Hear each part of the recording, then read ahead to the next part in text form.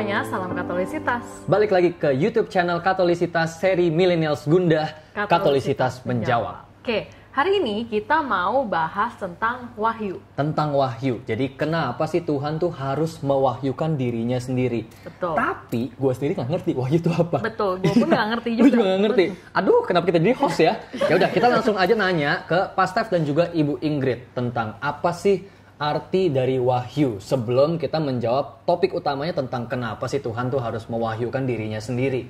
Apa artinya wahyu? Ya, secara prinsip wahyu itu adalah cara Tuhan untuk memperkenalkan dirinya. Ya. Karena kalau kita tidak diberikan wahyu oleh Tuhan, maka kita hanya mengira-ngira siapa nih Tuhan sesungguhnya, atau tujuan hidup kita itu mau kemana.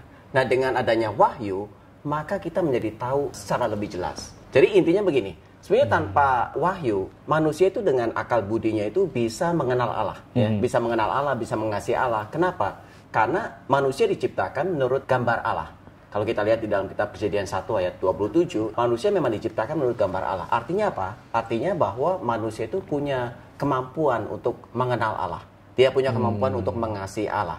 Nah, tetapi kalau tanpa wahyu, maka walaupun manusia punya kemampuan itu, tetapi bisa salah. Ya, manusia kan sering salah nih.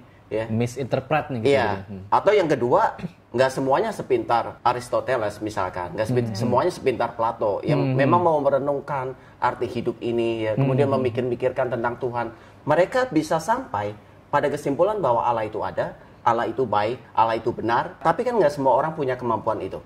Nah, walaupun dia punya kemampuan untuk mengenal Allah, tetapi tidak semua orang mempunyai kemampuan seperti Aristoteles, maka dia bisa salah. Padahal kebenaran akan Allah ini sangat penting untuk keselamatan jiwanya. Ya. Oleh karena itu Allah yang begitu mengasihi manusia, dia tidak membiarkan manusia itu mencari-cari sendiri. Karena kalau dia mencari-cari sendiri bisa salah. Oleh karena itu Tuhan memberitahu kepada manusia siapa dirinya yang sebenarnya. Dan itu adalah wahyu. Wahyu. Ya. Jadi kalau di dalam kehidupan sehari-hari, ya, kalau kita mau mengenal seseorang, cara yang paling mudah adalah kita meminta orang itu untuk memperkenalkan dirinya kepada kita. Ya, misalnya Jen dan Queen, ya. Jen mau mengenal Queen lebih baik, pasti cara yang terbaik adalah meminta Queen untuk memperkenalkan dirinya, apa yang dia suka, Betul. ya, apa yang menjadi kehendaknya, dan semuanya itu diberitahu. Cara penjelasan yang lain adalah kamu hobinya kan kamera nih, misalnya. Benar. Kalau kamu beli gadget misalkan, Hobi kamu juga kan? sama sih.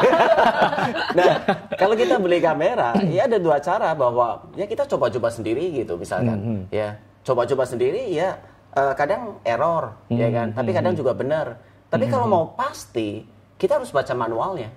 Ya. Oh iya, betul. Karena kalau kita tanpa baca manual, bisa jadi terjadi sesuatu yang fatal. Error. Sebagai contoh misalnya kita beli alat di Amerika misalkan ya, alat apa aja elektronik. Begitu kita nyalain di Indonesia, kalau kita nggak baca manualnya, ya, atau kita tidak tahu bahwa di sana itu 110 dan di Indonesia pakai 220, begitu dicolokin, akhirnya semuanya rusak deh, ya. Nah, ini juga sama. Bukan error lagi. Udah langsung Nyawa, urusannya nyawa jadinya. Iya. Jadi bisa dibilang kalau wahyu itu cara Allah buat ngasih tahu kalau dia Allah, dia Tuhan, sehingga kita tuh nggak salah interpretasi, biar kita manusia tuh tahu benar kalau oh ini tuh maunya Tuhan gitu. Iya. Dan Itulah dengan wahyu juga kita bisa tahu tujuan akhir hidup kita. Kemudian bagaimana caranya. Nah, Allah menyatakan semuanya ini di dalam wahyu. Ya. Tadi kan dibilang nih Pak bahwa manusia itu sebenarnya bisa mengenal Allah itu dengan menggunakan akal budinya. Nah, itu bagaimana tuh? Jadi memang manusia karena diciptakan menurut gambar dan rupa Allah, dia bisa mengenal akan Allah itu ada. Itu bisa ditangkapnya dengan akal budinya dari ciptaan yang Tuhan buat, ya. Jadi misalnya aja ya, ruangan ini kita tahu ada yang membuatnya, ada arsiteknya, kontraktornya, mungkin tukangnya yang benar-benar membangun ini. Nah, sama juga kalau kita melihat sesuatu, kita pasti mengingat bahwa pasti ada yang membuatnya. Jadi alam semesta ini yang jauh lebih kompleks daripada satu ruangan atau satu kota, pasti ada yang membuatnya. Tidak mungkin terjadi dengan sendirinya. Iya. Dan ini juga ditulis di dalam surat Rasul Paulus ya, yang mengatakan bahwa apa yang tersembunyi dari diri Allah itu bisa nampak melalui karyanya sejak penciptaan ya sampai sekarang, sehingga manusia tidak bisa berdalih sesungguhnya ya bahwa Tuhan itu memang ada ya. 1 Roma di bab 1 ayat 19 sampai 20. Atau di kitab kebijaksanaan yang mengatakan bodoh kalau manusia tidak bisa mengenali Allah, karena manusia bisa tahu karyanya, perbuatannya, tetapi tidak mengenali senimannya. Ya, kitab kebijaksanaan bab 13 ayat 1. Nah, jadi kita melihat di sini bahwa memang dari akal budi manusia bisa menangkap segala karya Allah yang begitu indah ini, begitu teratur, itu pasti ada yang menciptakannya. Dan jadi itu Tuhan. kita bisa melihat di luar diri manusia dengan segala ciptaannya. Tapi juga kita bisa melihat ke dalam diri manusia. Ya, kenapa? Karena Allah telah mengukir hukum-hukumnya itu di dalam hati manusia. Ya, oleh karena itu manusia itu bisa melihat ke dalam dirinya, merenungkan tentang kehidupannya, kebahagiaannya. Nah, itu bisa juga sampai kepada Allah. Ya. Dan yang ketiga tentu saja tadi wahyu Allah sendiri, Allah yang mewahyukan.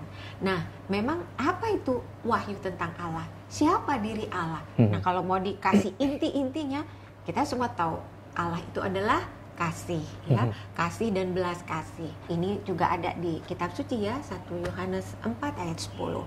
Nah, dikatakan juga bahwa wahyu kasih dan belas kasih Allah ini mengambil satu nama, dan itulah Yesus Kristus. Jadi itulah wahyu Allah yang sempurna, ya. Melalui Yesus Kristus kita bisa melihat seperti apakah atau bagaimanakah apa yang menjadi rencana Allah itu lewat diri Yesus Kristus. Bagaimana dengan ada orang lah yang misalkan dia melihat bahwa sebenarnya keberadaan manusia dan alam semesta itu tuh bisa dijelaskan dengan sains, dengan ilmu pengetahuan alam. Bagaimana dengan orang-orang yang berpikiran seperti itu? Sebetulnya Gereja Katolik mengajarkan bahwa iman dan akal budi kan tidak bertentangan. Ya, kenapa? Karena dua-duanya datang dari Tuhan. Jadi sains yang menggunakan akal budi itu tidak bertentangan dengan iman. Nah, saya yakin bahwa semua saintis itu percaya bahwa sesuatu itu ada bukan karena terjadi dengan sendirinya. Selalu ada penyebabnya.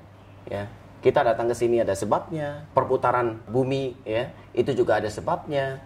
Jadi bisa dijelaskan bahwa yang menyebabkan sesuatu itu terjadi siapa. Nah, kalau diruntut-runtut gitu ya, itu pasti ada satu penyebab utamanya. Nah, penyebab utamanya adalah yang tidak disebabkan oleh yang lain, itu adalah Tuhan. Karena mungkin saintis bisa sampai pada suatu kesimpulan bahwa segala sesuatunya katanya dimulai dari satu bom yang pertama, atau dibilang Big Bang atau apa ya, kan sering dengar. Tapi itu tidak menjelaskan siapa yang membuat Big Bang. Ya, jadi kalau dari iman kita tahu itu Big Bang itu, kalau itu yang dianggap sebagai cikal awal, yaitu Tuhan. Ya, jadilah terang kalau di dalam kitab suci di awal kitab Kejadian. Itu Big Bang di bahasa kitab suci begitu? Iya, kalau Big Bang di bahasa Korean beda. Kalau di Korean beda. Benar.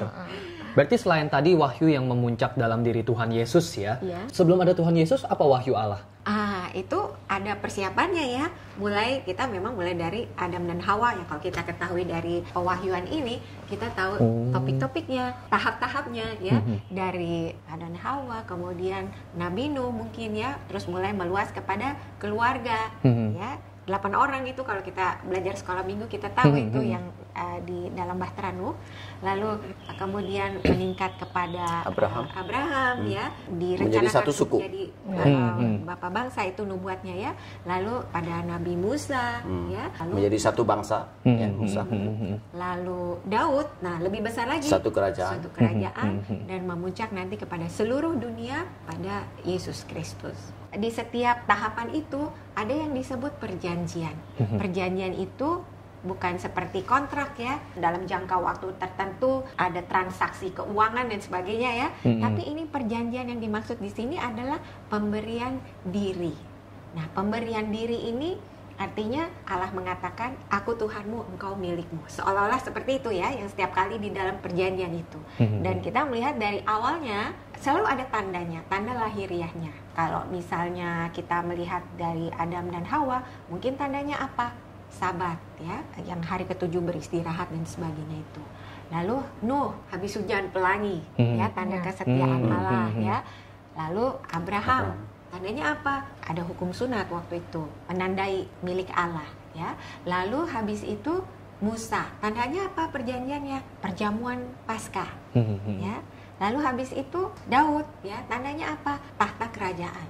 Nah, semuanya ini kalau diruntut semuanya digenapi di dalam Kristus semua, dalam Ekaristi. Coba dilihat semua tanda-tanda itu memuncak pada Ekaristi. Dan dia katakan pada saat dia bilang, inilah darahku, darah perjanjian baru. Jadi itu semua memuncak pada perjanjian yang nanti digenapi di dalam diri Kristus saat dia memberikan dirinya seutuh-utuhnya, sepenuh-penuhnya ya, demi ketaatannya kepada Bapa, melaksanakan rencana keselamatan, baik kepada kita juga untuk menjadi penebus dosa kita yang memisahkan kita dari Allah. Nah, semuanya ini menjadi sempurna di dalam pengorbanan diri Kristus bagi kita semua. Tapi kalau misalkan puncaknya ada di dalam Tuhan Yesus ya, kenapa nggak Tuhan dari awal langsung jadi Tuhan Yesus aja ya? I mean, kenapa dia gone through all the effort dari zaman nangkep pertanyaan aku kan? Kenapa harus bertahap dari itu kan jauh banget nih sampai akhirnya Tuhan Yesus lahir gitu? Kenapa nggak langsung ke yang sempurnanya aja gitu? Iya, ini yang disebut sebagai divine pedagogy. Jadi pendidikan Allah itu dilakukan pedagogy. Jadi bertahap. Pendidikan Allah itu dilakukan secara bertahap. Kalau misalnya kita dari kecil gitu ya, kenapa saya nggak langsung dikasih tanggung jawab untuk kerja gitu? Karena belum mampu. Oleh karena itu dilakukan pendidikannya secara bertahap. Ya, kemudian awalnya dilayanin semua, kemudian lama-lama dikasih tanggung jawab kecil, dikasih tanggung jawab yang lebih besar, kasih disiplin gitu. Nah, pendidikan Allah kepada manusia juga sama. Ya, mulai dari awal dan kemudian mulai dari pemberitahuan yang sangat sederhana. Kemudian mulai lagi ada pemberitahuan yang lain. Sampai kemudian memuncak di dalam diri Kristus. Jadi pemberitahuan ini sangat penting. Kita berbicara tentang Yesus Kristus. Kenapa kita percaya bahwa Yesus adalah Allah? Salah satunya karena dia dinubuatkan terlebih dahulu. Kalau dia tidak pernah dinubuatkan terlebih dahulu, maka kedatangannya orang mungkin nggak tahu. Karena nggak ada ciri-cirinya siapa dia. Tapi kalau melalui proses ini, nubuat ini, maka orang jadi tahu. Oh, ciri-cirinya itu jelas nih. Dan itu terpenuhi semua di dalam diri Kristus ya. Kita pernah bahas ya di video yang nomor berapa tuh? Yang tentang Yesus Kristus ya. Yang ketiga. Ya. Episode 3. Ya. Nonton guys. Tadi kan dibilang tentang nubuat juga nih Pak Bu. Apa wahyu itu sama dengan nubuat atau profesi itu is the same thing atau beda? Ya, sebetulnya kalau kita melihat wahyu, semuanya itu memuncak di dalam diri Kristus. Ya. Jadi yang sebelumnya dengan nubuat itu juga pewahyuan tentang wahyu yang paling sempurna di dalam diri Kristus. Dan pada waktu kehidupan Kristus juga semua yang dilakukannya, tindakannya menyatakan dia Allah. Kemudian bagaimana perbuatannya yang penuh dengan kasih yang sempurna, itu juga menyatakan pewahyuan Allah. Karena dari situ kita bisa melihat bahwa oh, Allah itu ternyata kasih. Ya, dan itu dinyatakan dengan cara apa? Dengan mengirimkan putranya untuk menebus dosa kita. Dan kemudian menyelamatkan kita lewat penderitaannya. Jadi semakin kita percaya bahwa Allah memang Allah yang berbelas kasih. Berarti bukan masalah beda atau sama, tapi nubuat itu adalah salah satu bentuk wahyu Allah gitu. Iya, untuk faktor penunjang. Oh, oke. Nah, ngomong soal wahyu ya, ada orang-orang yang mendapat wahyu. Iya. Wahyu Dia mendapat maksudnya penglihatan. Dia mendapat, gimana cara kita bisa bedain kayak orang-orang yang mendapatkan wahyu, apa kita Dari bahasa Allah, yang benar nih? Wahyu pribadi. Wahyu yang dari Allah sama wahyu yang bukan dari Allah sebenarnya. Tapi ada juga yang aku ya dapat wahyu aja, tapi kan kita nggak tahu itu asalnya dari mana. Misal kayak Nabi Nuh ketika dia mendapat wahyu Allah kalau nanti bakal ada badai, terus lu bikin bahtera gitu. Gimana kalau itu terjadi ke aku? Kayak aku lagi tidur terus Queen bikin bahtera gitu. Terus aku bangun kayak gimana cara bedain ini benar-benar wahyu dari Allah. Atau ngigo gitu. Abis itu nightmare. Jadi gereja Katolik mengajarkan ada wahyu yang bersifat umum. Ya, wahyu umum ini mengikat. Seperti contohnya kitab suci, dari tradisi suci, keputusan magisterium. Nah, ini mengikat kita. Tapi yang tadi disebutkan adalah wahyu pribadi. Nah, wahyu pribadi itu tidak mengikat. Walaupun itu benar. Kalau misalkan contohnya ada banyak santo-santo yang mendapatkan pewahyuan pribadi ya. Ya, atau misalkan ada pastor yang dia ragu-ragu akan ekaristi, bener nggak Yesus hadir di sini? Terus tiba-tiba hostinya berubah menjadi satu ponggokan daging ya. Dan kemudian anggur kemudian menjadi darah Kristus misalkan. Nah, ini adalah pribadi sifatnya. Jadi tidak mengikat. Kita boleh percaya, boleh enggak ya. Karena wahyu pribadi ini tidak menentukan iman kita.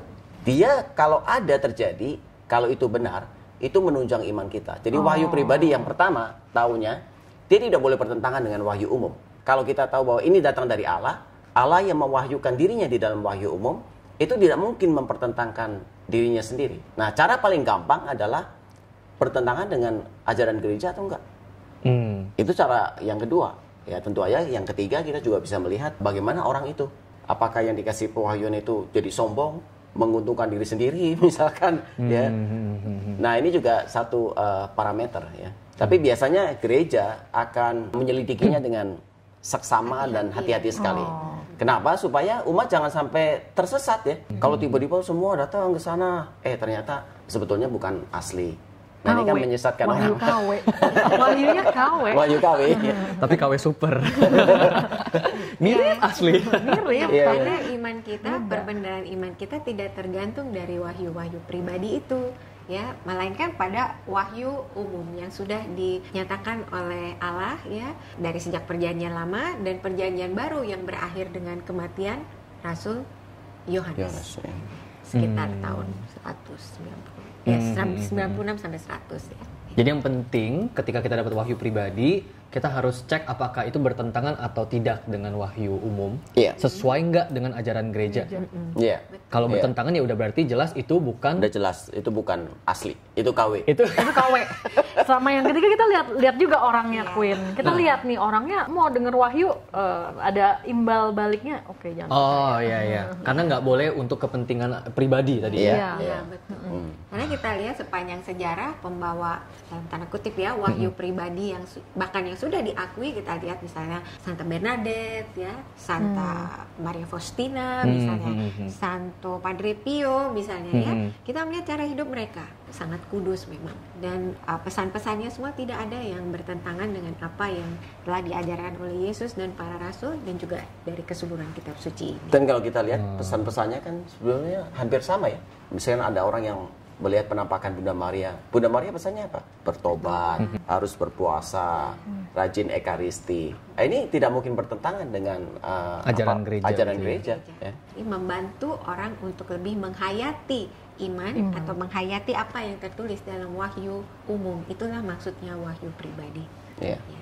Berarti nggak boleh wani piro ya. Jangan. Palsu itu. KW. Saya dapat wahyu moto apa? Wani piro. Oke, berarti apply juga nggak ke sesuatu yang sifatnya lebih ringan nih. Contohnya kayak aku pernah dapat cerita ada orang yang dia beriman, dia orang yang taat gitu ya, dia orang Kristiani, terus dia dapat, aku nggak tahu sebutnya wahyu atau apa ini, tapi dia kayak dapat jawaban Tuhan ketika dia punya pergumulan untuk relationship-nya dia. Jadi kayak dia seperti mendapat jawaban Tuhan kalau dia ke gereja, terus dia ngeliat ini cewek, dia ngeliat satu cowok itu jodoh kamu. Terus, nah ini ada beberapa cerita. Ada cerita yang pada akhirnya mereka jadi. Dan Seperti itu kayak dapat bisikan gitu maksudnya. jadi Padahal belum kenal maksudnya. padahal belum kenal. Versi cerita pertama tuh ada yang kayak belum kenal. Cewek ini akhirnya samperin cowoknya dan dia bilang apa adanya dengan polos. Tuhan bilang ke gua kalau lu jodoh gua. Sampai akhirnya mereka beneran married, diawali dengan sesuatu yang kayak gitu yang absurd banget lah kalau dipikir-pikir, lucu kan. Ada cerita sebaliknya juga yang kayak nggak jadi. Jadi kayak udah dapet wahyu, bahasanya kalau salah tolong dibenerin, kayak dapet wahyu kalau ini jodoh kamu. Terus ya udah mereka jadian akhirnya putus. Sampai putus dia masih tegar kayak gue yakin Tuhan kasih tau ini jodoh gue gitu. Dia tunangan sama orang lain sekarang. Yeah. Nah, gue nggak tahu tuh terakhir dia masih tegar atau enggak ketika dia tunangan sama orang lain. Nah, apakah apply juga masuk ke hal-hal seperti ini yang sangat sangat pribadi gitu. Iya. Gimana cara kita sifatnya. tahu kalau ketika kita dengar cerita kayak gitu kita bisa benar-benar tahu kalau bener ini itu Tuhan punya omongan nih gitu. Iya. Karena ada orang yang beneran jadian. Apalagi berawal dari something yang kalau kita pikir pakai logik, lucu banget, aneh. Kayak gue disamperin orang kayak gitu, Queen, aku jodoh kamu. Lu siapa? Tuhan bilang begitu. Aku pergi. Tapi katanya merit gitu. Ada yang kayak gitu, ada yang gagal gitu. Gimana cara kita tahu itu benar? Kitab suci mengatakan bahwa kita harus menguji semuanya. Ya. Jadi nggak bisa kita main, pokoknya saya dengar bisikan dari Allah dan kemudian kita anggap sebagai satu kebenaran. Karena bisa juga itu dari diri sendiri, ya. Bisa juga dari Allah. Ya. Tetapi pada akhirnya kita harus menguji. Kan nggak bisa kan kita misalnya datang ke cewek gitu, karena dengar bisikan, oke, besok kita menikah. Kan nggak gitu. Mau deket boleh, tapi kan harus diuji. Benar nggak bahwa ini cocok ya. Artinya secara karakter, kemudian secara kita berkomunikasi cocok atau enggak. Ya kemudian dari latar belakangnya segala macam. Kalau bahwa itu setelah itu jadi cocok ya nggak apa-apa, mau dilanjutkan merit ya. Tapi kalau nggak cocok ya jangan dipaksain ya. Kan malah jadi malapetaka nanti. Kayaknya ada ayatnya deh ya, di mana ya yang Sampai ada ayatnya, Queen. Iya loh, bentar ya. Yang menguji. No, ada ya benar. 2 Petrus 1 ayat 20. Dikatakan bahwa nubuat di dalam kitab suci itu bukan untuk diinterpretasikan menurut kehendak sendiri. Jadi bukan untuk Petrus 1, diinterpretasikan dengan kehendak sendiri.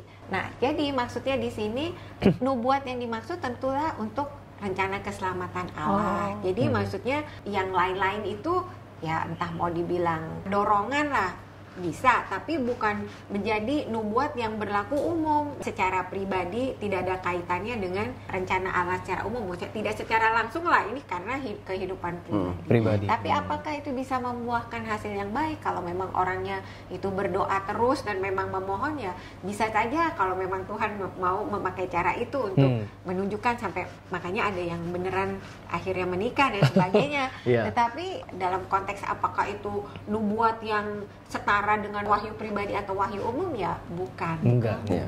Ya teman-teman, kita telah berdiskusi tentang wahyu. Jadi sebelumnya memang manusia dengan akal budinya bisa mengenal Allah dan mengasihi Allah, baik dari dirinya sendiri maupun di luar dirinya, yaitu melalui ciptaan. Tetapi Allah tidak membiarkan manusia untuk mengira-ngira, meraba-raba siapa Allah itu. Oleh karena itu Allah dengan belas kasihnya, dia menyatakan dirinya kepada manusia, yaitu lewat wahyu. Kenapa? Karena Allah menginginkan bahwa semua orang itu diselamatkan dan memperoleh pengetahuan akan kebenaran. Seperti yang disebutkan di dalam 1 Timotius 2 ayat 4. Gimana Jan? Jadi udah ngerti belum wahyu itu apa? Udah dong, tadi penjelasan segitu lebar masa masih belum ngerti? Benar. Jadi wahyu itu penting sehingga kita tuh nggak menginterpretasikan sendiri. Betul. Karena ternyata kalau interpretasinya kita Bisa salah. bisa ngaco. Error. Jadinya fatal salahnya. Betul. Jadi kita harap video ini bisa menjadi berkat buat teman-teman semua yang nonton. Amin. Dan juga jangan lupa untuk subscribe ke YouTube channel Katolisitas dan juga like video ini, share ke teman-teman. Dan satu lagi, jangan lupa dinyalain bell notification-nya. Biar kalau kita ada video baru, kalian langsung dapat notification-nya. Dan jangan lupa juga, kalau misalkan masih punya pertanyaan, silahkan tulis di comment section bawah. Betul, nanti kita bakal bawain komennya ke forum Katolisitas, biar mungkin aja pertanyaan kalian bisa dibahas di video Katolisitas yang berikutnya, sama Pak Steph sama Bu Ingrid juga. Betul. Oke, sampai jumpa di video Katolisitas yang berikutnya. Bye-bye. Bye-bye.